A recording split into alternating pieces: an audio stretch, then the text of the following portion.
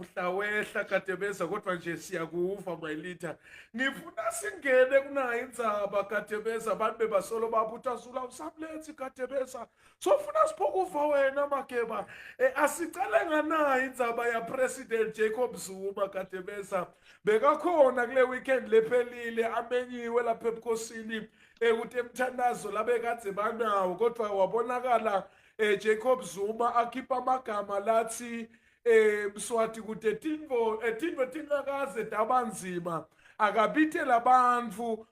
kulomonakalo usengabi mkhulu akabitela bantfu for idialogue bakhulumisane ngibani Zuma kuthi angatshela Mswati ekhaya lakhe ngibani Zuma kuthi angasukuma bantu labanyenti baholi bafika lapha bajika bangayisho lentfo ungibani vele lo Zuma lesikhuluma ngaye kuthi angema phambi kwaMswati asatshwana kangaka nemabodyguard anako ngibani Zuma Gadebeza kwathi angithi ngimikhaya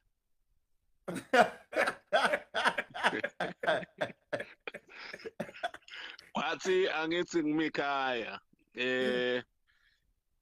liBhayibheli yalati wena Zulu kwake kwabitwa abaprofeti bonke babekwa phambi kwalenye inkosi bonke baprofeta levilinye kwathiwa hayibo kusete namunye longakhuluma lokwehlukile inkulumo yaZuma ibangilenye inkulumo letehlukile kulomcimbi lokhuluma ngawo kwekuthi uvele waconsa ngco kunaku lokhu kubonakalisa lokho ukuthi kuyawakhatsata eMaswati kwavele kwabonakala ukuthi awukhumbula lokho ukuthi Zuma i-revolutionary or i-revolution uyayati akeva ngayo akafunzi ngayo emaphepheni uyakwati kulala emajwaleni uyakwati kulala ematsheni akafeketi nakakhuluma ikakhulukati uma ngabe kufanele ayiconze into uyayiconza njengoba injalo sesingathi nje asimbongelwa ncamalala kwekuthi esimeni la kubonakala khona ukuthi nganje umuntu akhulume lokhu njengoba kunjalo aphumelele kugusho njengoba kunjalo Bambinyathi wavele wakusho njengoba kunjalo ukuthi siyati thine sendlulile kule timo leti tike tababhlungu letimo kodwa sandlula kuto atshela eMaswati atshela nabo bonke lebakhona kuleyo nkonzo ukuthi uma lesimo lesi singeke sinakeke utawukhumbula Bambinyathi ukuthi nasikhuluma nangigcina khuluma nawe ngathi nedijika likhona solo tisekoneni dijika likhona uma tisekhoneni ke sisibambelela uyajika so manje ke ngiloko nje lengakusho enkulumeni yaZuma kwekuthi ibe brutal honest ngilento sibita ngokuthi kuba brutal honest waveta lokhu njengoba kunjalo lengicabanga ukuthi bamvile labanye bazamile kufuna kuyilungisa inkulumo yakhe kwabonakala ukuthi uyilungisa sekulate lokusala kosokhulumile ubungazama kufuna kusho lokhu la ngakusho kodwa sokushilo bamvile labe kufanele bamuve bamvile njengoba kunjalo so manje ke ngiloko lengakusho Bambinyathi enzabeni yalo wancamalala ukuthi usho lokhu lebe kusenhlitweni yakhe naloku la kubonako naloku la kakuvako naloku la kwatiko ukuthi uma tijika likhona labanye basala phansi kuyavakala Gadebeza asingene kunayo leshisako namhla Maswati akulinzile vele athi sifuna kuva ukuthi Gadebeza utayihlathi yathini asiqale la kutheni yini i-European Parliament Gadebeza masithi nje sikhuluma nge-resolution lebuya ku-European Parliament iyini vele yona ukuthi ingazi sijabulise kumbe vele kuyawufuna sithathe kancane abasingilutho labantu angibonge Zulu angibonge isikhathi lokuniketa sona futhi angisho lokho ukuthi uma sikhuluma nge-European Union sikhuluma ngalamave la enhlanganisela lalapha enhla etulu lapha nawusuke eAfrica nawela nje iMediterranean Sea kunalamave lalapha ngesheya ke kwe-Mediterranean Sea mave lafaka bo German bo Italy bo Netherlands bo Switzerland ungawabala lamave lakalapho la ngaphasi kwe-European Union nawo lawo mave lawo akha inyonyana yawo nakakha le nyonyana aseyakha iparliament yawo kokuthi tindzaba leti tsinzana nawo lawo mave lawo akwati ukuthi ukukhuluma njengoba unaka nathi la sinayo African Union yemave la eAfrica so nabathakela ke i-union yabo le kungukuthi uma kunetinto mhlambe leti threatenisha ipeace yalamave lalapha eEurope bayakwati kuhlangana babuke lokuthi yini le threatenisha le peace singayi-attack kanjani singayidefenda njani singawadefenda njani ema-Europeans njenge-union so babuke kakhulu ma-interest yalamave lalapha e-Europe Zulu Makeba. Ya kuyavakala Gadebeza kufuna ke sicale sihlatiye nawo ama-points laphuma lapha ku-European Parliament Gadebeza. Point number 1 bathi the European Parliament strongly condemns the killing of Thulani Maseko. Kusho lokhu kusho ukuthi Thulani Maseko bebamathi le. Yeah, angisho lokho ukuthi mhlambe ngingakafiki etheni Thulani Maseko bebamathi njengoba sikhuluma nge-European Union. I-European Union iphinze futhi ke ibe nemave lenebudlelwane nawo la eAfrica iba nemave lenebudlelwane nawo mave lenebudlelwane nawo kufaka phakathi Swaziland inabo budlelwane neSwaziland inabo budlelwane neSouth Africa nalamanye mave la khona leAfrica so lo budlelwane bucinile bukhona buyaphila kangangokuba njengoba usho lokuthi babeseke ikakhulukati lesifaka ekhathi kushona kwalowa Ngcamane le kabekiwe emalangeni laphelile lapho kwatise phela lokuthi banebudlelwane neSwaziland now tinto letendeke eSwaziland nabo njengoba labanebudlelwane neSwaziland atibendi bathule uma khona labangakuvisisi utawukhumbula lokho ukuthi Gadebeza kunanangi lolusa timvu taJethro angathi uyamathi ukuthi ngibani lolusa timvu taJethro ubonakele lokho nje akhona lapha eEngland now ngako lokho ukuthi uphumile wasabalala na wonke emave emhlaba kwaniketa sithombe sekuthi kwentekani lapha ekhaya eSwaziland letinye taletinto kuba ngiloko ukuthi kufakwa ingcindezi noma kuniketwa the true picture of what is happening in Swaziland now sithombe saseSwaziland ngeke usithole singakalethwa bantu noma ngumuntu noma ingxenye yabantu labakhona kungaba abantu labakhona kwi-revolutionary noma kungaba imisakato lefaka ekhathi lo msakato lo lesikhuluma konyalo so the European Union iyatithatha letimbi yatilalela nayo ke manje sebese ifaka ligalelo i-European Union nayo bese ifaka ligalelo actioneni kwaThulani Maseko yasho lokuthi yakukhondema ikakhulukati utakhumbula lokuthi Thulani Maseko uke waya eEurope uke waya emaveni angaphandle advocate indzaba yemalungelo nokucinzeteleka kumalungelo eluntu lapho ekhaya kagogo eSwaziland so Thulani Maseko iyamathi European Union the parliament some of the MPs bale parliament bayamathi Thulani Maseko labanye bafunzile ngaye ngoba uke waba if ngikhumbula kahle ngathi uke naye waboshwa ya ngathi ukwaboshwa wafuna ukuthi ke manje emave angaphandle asukumele kuboshwa kwakhe wafuna ukuthi nakaphuma wahamba waya khona le even emaveni angaphandle ayopresenta sithombe lesifaka ekhathi ucinzeteleka kwemalungelo eluntu lapha eSwaziland Makeba kuyavakala Gadebeza siyacela maswahla amahle nile senikhona ngiyabona senilandzele ngiyacela niqhubeke nishare nebakithi sina Gadebeza elayinini lethu bulomtshala lapha umuntu lo busy kuhlathi yathe politiki manje ke simlandzile namhla ukuthi akabuye asicocele ukuthi sijabula jona yini noma siyadlala Gupta. ngoba sekumalanga amanenge wena Dzuka siphethe kuthola ama statement lena ngibuya kaSadak leni ibuya kuphi but kube bede ama results kungakho leli thina isifaka emandleni sathi asilanze abantu labathi asitatiela yona sesive kuthi yona sijabule noma siqhubeke sithi anyways Yeah. yeah Gadebeza asingene lana my leader.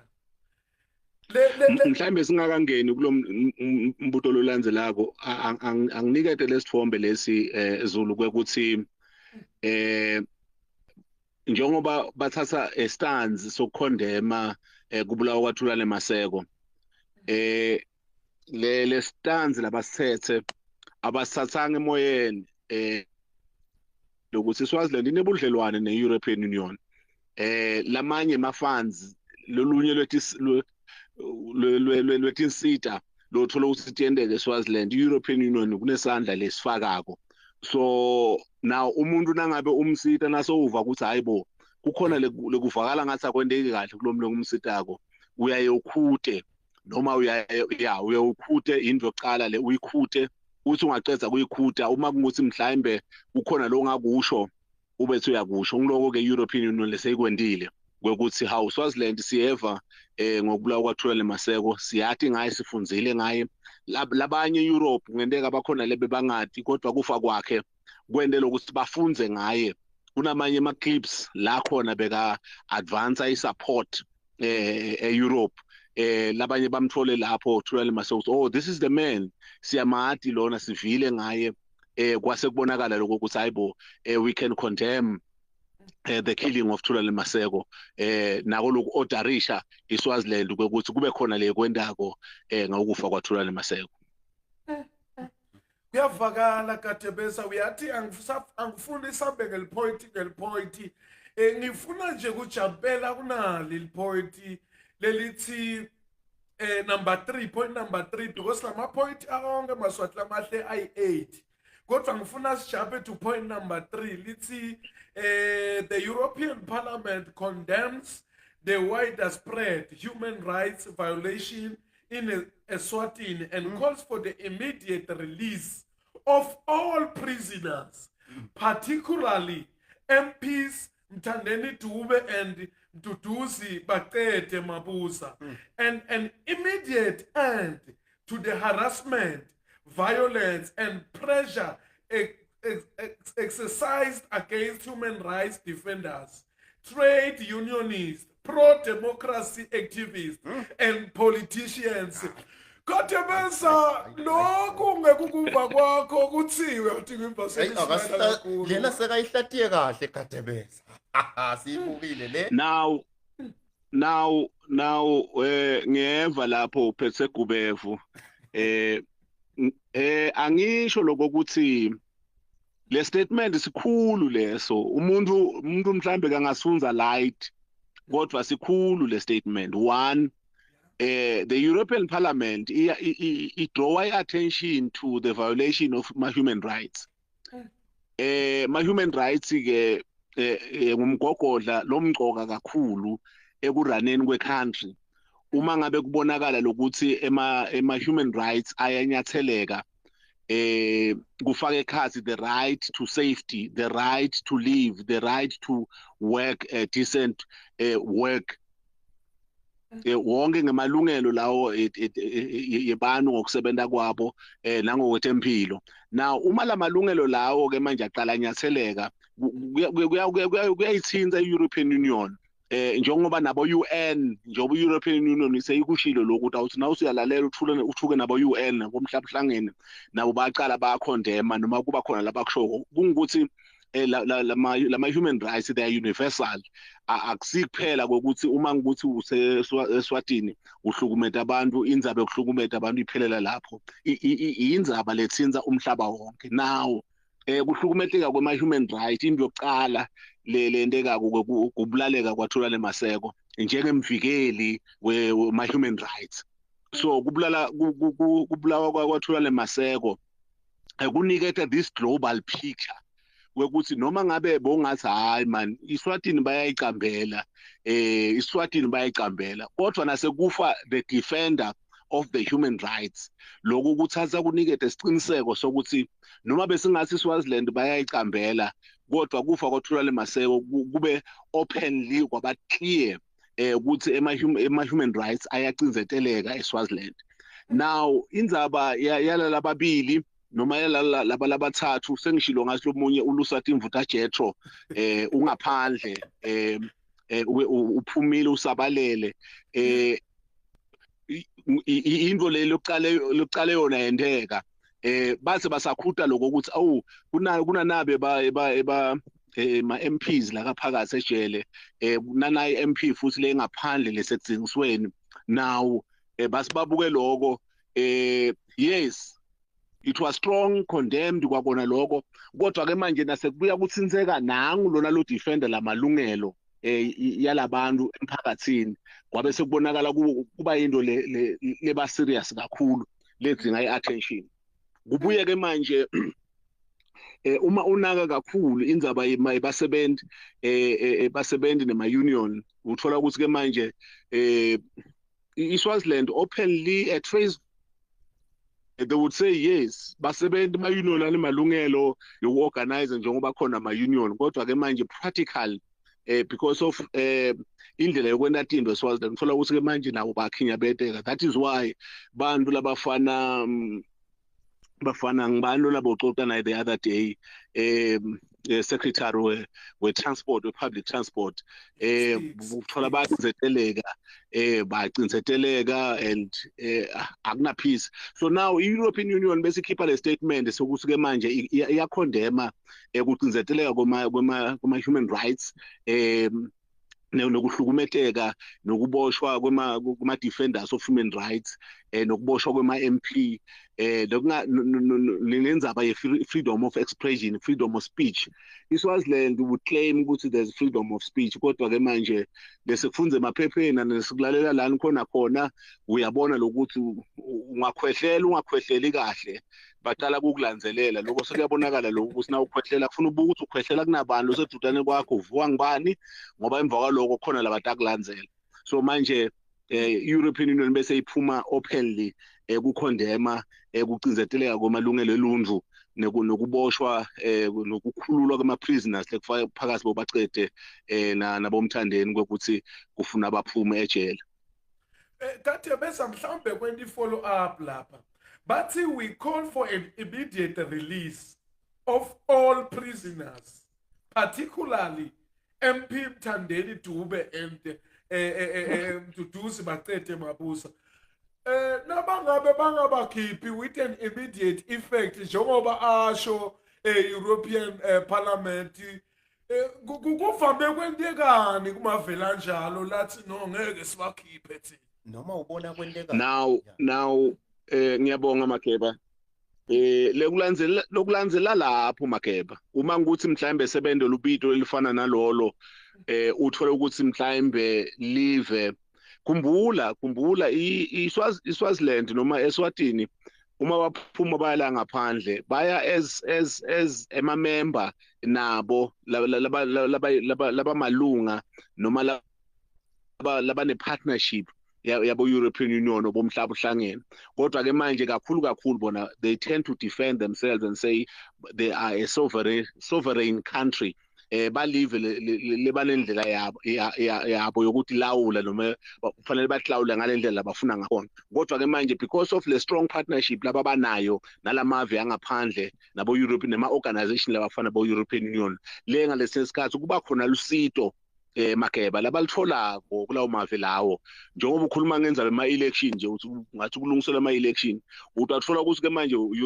European Union kuba khona mhlambe kwemfala kahlanela kakuphosako ukuthi nowarane kahle phela ama-election ngalokhulu kuphepha. So leto thi madlane leto uma sekubonakala ukuthi anisabeva labantu laba le ku-partnership nabo lo thola ukuthi kuba khona lusito leli litfolako le kanyendi uyothola ukuthi bayacala ke manje nabo bagodla sandla bavala lempompi uthola ukuthi ke ngoba kungenteka phela lesi sikhathi umuntu nakasuthi mageba uyeka gebe njengoba kamageba nje umuntu kangasutha uyageba so manje ke ze kusangagebi into lengathi njani asesivalele impompi uyothola ukuthi ke manje secala kuba neliswinyo kuletinye tetinto uthola ukuthi uma khona imfala kahlani European Union beyifaka kulelo live leyo ayisakhona ukulifaka ngoba sho ukuthi emalungelo eluntu ayacinzeteleka. So Na uma ngabe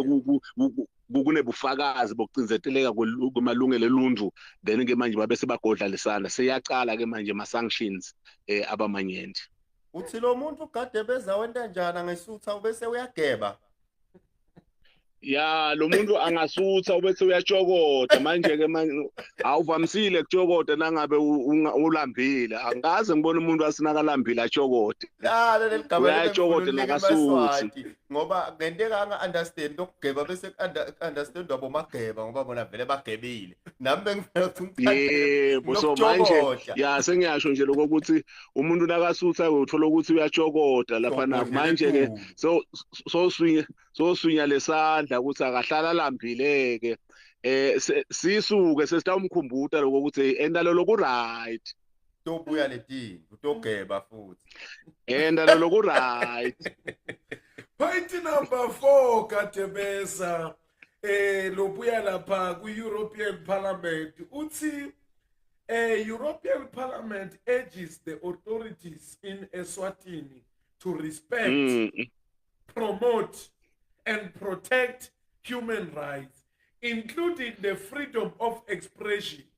Lelo. Yebo. Nanzo-ke. Association. Nanzo-ke. Association. Now Makeba, now like the statement is diplomatic. Yeah. See diplomatic, which the European Parliament urges the authorities to respect freedom of expression. Kahle umuntu nawathi lokuthi kukhona lobohla umsita kuko uyaye ungamtsheli lokuthi sengiyaku instruct kuba kungazuthi uyamcela. Okay. Umulalele statement nje sisho kahle ukuthi ngathi European Union iyabacela kahle European Union is giving an instruction ukuthi Swaziland stop abusing the human rights. Swaziland stop give people freedom of expression. Let people express themselves. Let people express dissatisfaction yabo. Uma ukhona lana ba dissatisfied khona batetele bathi express utamkhumbula uthena umfundisi lebeka lapha kule nkonzo lo nangu beyabopha elibhande enhloko lana nakaqala prophet lapha kunemagama la kawashilo ukuthi khona lokulahlekile. Now we went all in term later emalungelo oluntu such that abantu abasakhona ukuthi expressa abakhona ukusho uluvo lwabo. Le European Union Parliament usethi ke manje we are urging the authorities with immediate effect to give freedom of speech and to start to engage I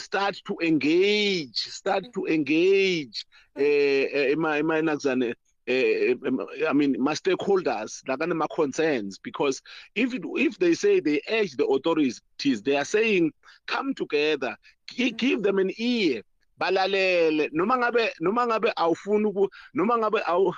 ukuva la bakushoko baniketa indlebe badedele basho la bakushoko and bakusho bangahlukumezeki nasebakushila ngamagama mhlawumhlangene I mean to say European Union uthi sesi aware ukuthi akuna freedom of speech lapha eSwazini noma beningazama ukubeka kanjani ukuthi sinawo ma structures of freedom of speech kodwa nje kuvalelwa kwalabo labavalelwe it's a proof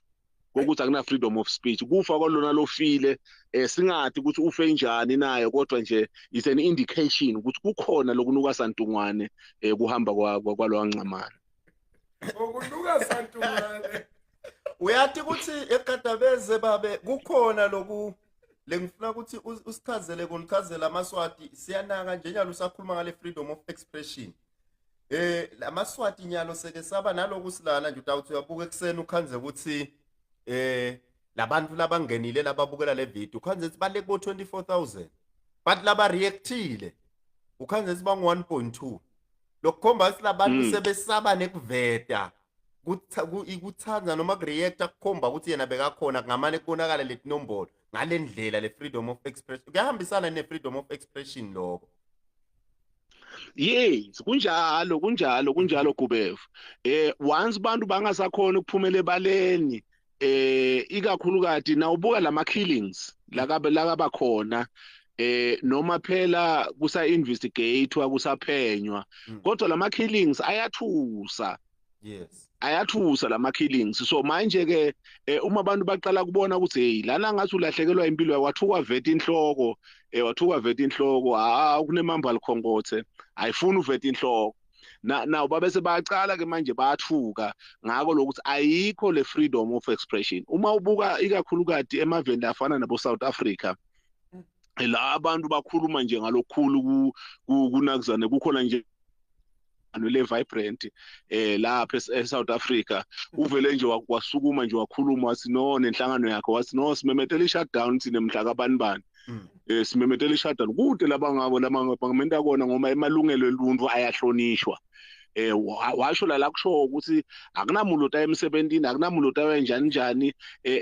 ngoba bafuna ku expressa lokho labafuna ku expressa. They want to free to express themselves uma ngabe kune dissatisfaction labane dissatisfaction khona. So ngizama kusho lokho ukuthi uma sebasaba nokuvela kuma Facebook basaba kuveta inhloko ukuthi ngibani lokho kuyakutshela lokho ukuthi i-threat ingakanani nekokuthi emalungelo ebantu acinzeteleke kangakanani. So that is a clear indication, that's a clear sign ukuthi kukhona lokungahambi kahle. Ngoba la kulo point number 4 lo point number 4 ngathi unone njenga point number 3 Gadebeza. Uthi lo point number 4 we urge the authorities to promote association of freedom of association and peaceful assembly and to allow the people of Swaziland to exercise their civil and political rights. Shokuthi kahle kahle bathi alibhenwe lama political party Gadebeza noma siyacabangela nje. Yeah, le statement leso Mageba si-clear. Si-clear. Sesingastorika ngoba sibhaleke ngesilungu lapho. Kodwa nje si-clear le statement kwekuthi ama-authorities as-Swaziland they must promote even ma organization of be it picket people, they must actually feel free to picket without being threatened. Maswati, they must feel free umacha without any problem. They must they are ordering Swaziland to say they must promote that, and also the freedom of association. Ukuthi umuntu nangabafuna ukubelonga to any inhlangano lekhona, the person must belong. Utawukhumbula lokho ukuthi bebayichaza nje kunetipika lothi lanzile even kufa ekhasi makawukawu namake sibongile bayichazile indzabe ukuthi lo 1973 wafika njani la khona kwabhenwa khona ngila khona kwalonchwa inakuzana indzaba yokubhenwa kwetinhlangano ukuthi ke manje Swaziland kahle kahle kuba nenhlangano njengoba ngiyabona ukuthi inhlangano bokhuluma nje usiwe about 9 otinhlangano tikhona atikho emthethweni letinhlangano atatiwa kahle Mageba uma ngakutshela atikho emthethweni atatiwa lokuthi ngithi mina atatiwa ati recognize. So uthini ke manje European Union uthi ke manje ama authorities they must promote freedom of association, they must promote ukuthi bantu babelong kunoma ngabe ngiphi inhlangano, and they must give they must give you freedom ukuthi bantu can assemble and talk about whatever labafuna ukuthi kahle they are ordering as well. Utawubona nje they are ordering even indzaba ye dialogue ukuthi they must bring people together, let people talk about what they don't want. Of course ukhona 1973 bantu banga 1973 labashalo umthetho uma bongababala ukuthi bangaki bantu labasekhona lapha eSwaziland lebe bakhona nga 1973 utawubona ukuthi inamba yakhona seyincane bantu labanyenti ngilala babekhona emva kwa 1973. So manje abangenelana 1973 bafuna inguquko uma ngokuthi bafuna inguquko kunemuntu lekufuna kabeve uma ngokuthi uyabeva abanethe indlebe abanethe iplatform ukuthi bakhuluma. Uyathi nanguva mlomdzala nanguva Gadebeza because siyatlalela letinto la. Uhulumende wethu isikhathi lesiningi nakangekho ungathi uyafunza emapoti lawa letha. Uyakhuluma ngale freedom of expression nale freedom of assembly lengephandle. But nangivale inkulumo yakho ngathi ithi lakithi kulelethu live. Labo freedom of expression nabo freedom of assembly is something that only exists on paper. But its European Union sayibonile lokuthi lento lena just exists on paper, practically it's not there. Yes, angithi ke manje lokho kufakazelwa yini? Kufakazelwa bo sticks, baphi bo sticks? Yeah. Baphi bo sticks? Now kufakazelwa ngile treatment eniketwa bo sticks, ngile treatment eniketwa bo Gawuzela, ngile treatment eniketwa bo Mthandeni nabo nalalabanye labavalelwe emva kwa June 29, 2021. Nabo bonke labavalelwe. That's a clear indication ukuthi hayibo waqala waveta inhloko imamba iyakuluma. Now kube sekuba inkinga ke manje ukuthi utawuthi uyipromote njani le freedom of expression ngoba nje labo labasemagunyeni uma nje kunemhlangano le serious le formal utabeva bakhuluma emisakatweni bo ESBSI lapha bakhuluma bakushiya hayi freedom of expression ikhona la eSwatini kodwa ke manje in practical terms uyabona lokho ukuthi awunani maningi ma questions kunanayo into Mageba mhlambe kuneta ligama lesingisi we are saying they are very economical with the truth sibita ukuthi kuba economical umlo mdzala uye ungasho lokho ukuthi ukukhuluma njani ube sewuthi u economical Sozama kubhacisa neliqiniso